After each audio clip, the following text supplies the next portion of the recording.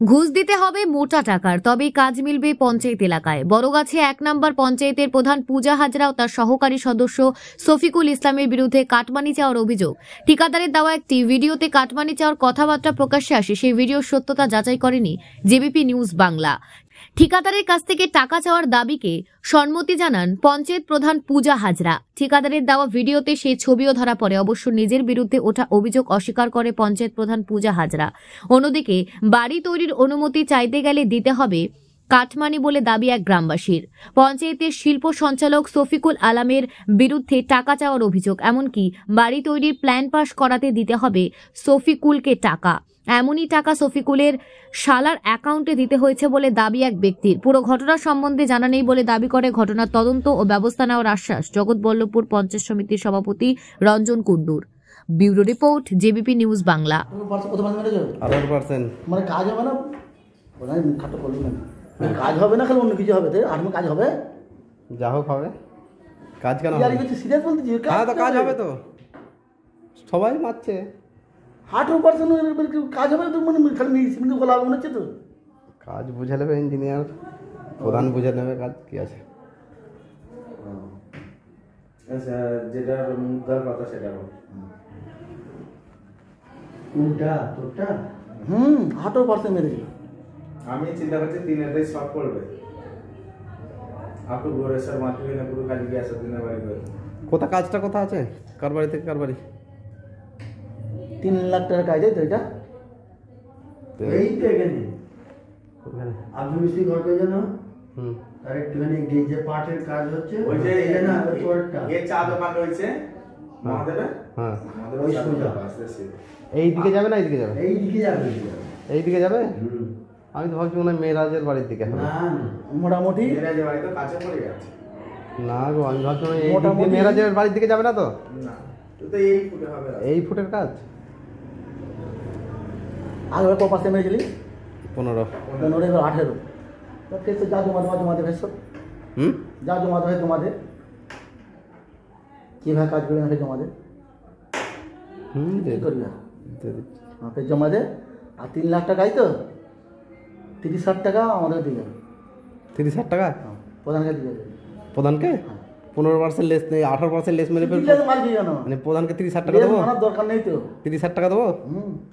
আগে শুনে দিলাম। আর কিন্তু ওই গুঁই গায়ে চলবে না। কাজ যেমন আছে তেমন থাক। তো তোমার কাজ তুলে নিয়ে যাও, কাজ তুলে নিয়ে যাও। কাজ কেন তুলবো? কাজ তুলে নিয়ে যা। 30,000 টাকা প্রধান লাগবে।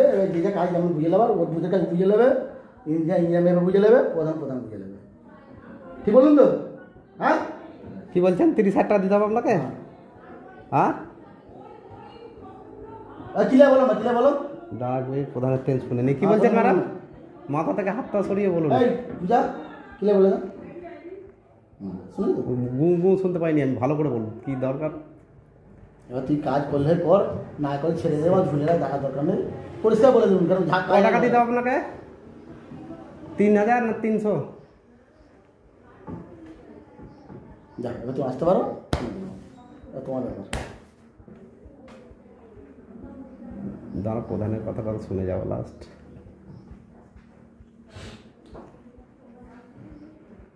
কুড়ি মাগে যা, 50 মাগে যা, 60 মাগে টাকা দরকার নেই। ইঞ্জিনিয়ার কাজ মেতে রেখে নেবে, ওর বুঝে কাজ তোমার পুরো মতো কাজ করাবে।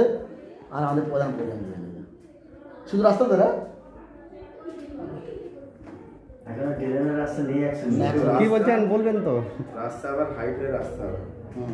সে যা হয় আমার মিস্ত্রি যা ইঞ্জিনিয়ার দেবে তা করবো। ইঞ্জিনিয়ার কাজ মেপে নেবে, প্রধানের কি দাবি আছে সেইটা প্রধানের থেকে শুনবো। প্রধানের সদস্য যেটা বলেছে সেটাই শেষ, তাই তো? 30,000 টাকা না, বলুন না, আপনার কথাটা শুনবো তো। মিথ্যা কথা। এই সব কাজ করে বেড়াচ্ছে আমাদের উপপ্রধান সাহেব যিনি আছেন, উনি গুন্ডাগিরি করেও মানে প্রত্যেকটা অঞ্চলেও আসে, বন্দুক নিয়েও আসেন, ধমকে ধমকে বন্দুকের ভয় দেখিয়ে কাজগুলো করছেন। এনার টাকা পয়সার দিক দিয়ে এইটা পুরোটাই উনিই করে বেড়াচ্ছেন। আমি এটা আপত্তি করেছেন বলে কালকে উনি আমার উপর আক্রমণ করেছেন এবং আমার উপরে রান্নাশোকে হুমকিও দিয়েছেন। একটা ভিডিও ভাইরাল হয়েছে। না, এটা পুরোটাই মিথ্যা কথা। আমি দেখছি, আমি প্রশাসনকে জানাচ্ছি। যে এই ধরনের ভিডিও যে ভাইরাল হয়েছে, এটা কি বলবেন?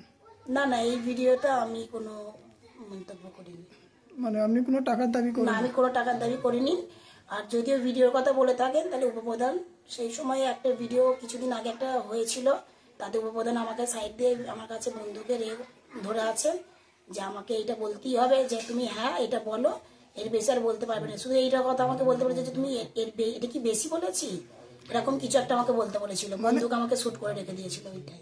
বন্দুক দেখিয়ে বলেছে? হ্যাঁ, বন্দুক মানে এ করে যে আমি শুট পয়েন্টে আছে, যদি মিথ্যা কথা বলে আমি শুট করে দেবো, তাতে আমি ওই কথাটা বলেছিলাম। মানে ভয়ে? ভয়েতে আমি বলেছিলাম, প্রাণের ভয়ে। আপনি কি অঞ্চলে গিয়েছিলেন? না, আমি অঞ্চলে আগে যাইনি, কেন? কারণ উনি আমাকে মেরে ফেলার হুমকি দিয়েছিলেন, আমি সেই ভয়ে যাইনি। আপনি দল? হ্যাঁ, আমি দলকে জানিয়েছি, দল এখনো পর্যন্ত কোনো স্টেপ নেয়নি। আপনার নামটা? আমার নাম পূজা হাজরা, বরগাছা 1 নম্বর গ্রাম পঞ্চায়েতের প্রধান। ওই হচ্ছে যে হচ্ছে ওই শফিকুল, ওনার সালার এখন গেছে। সবগুলোর সালাদ ঠিক আছে, আচ্ছা শফিকুল সালার এখন গেছে। আচ্ছা ঠিক আছে, ওটা রান্না আমাদের মিত্রপাড়ার মোড়ে।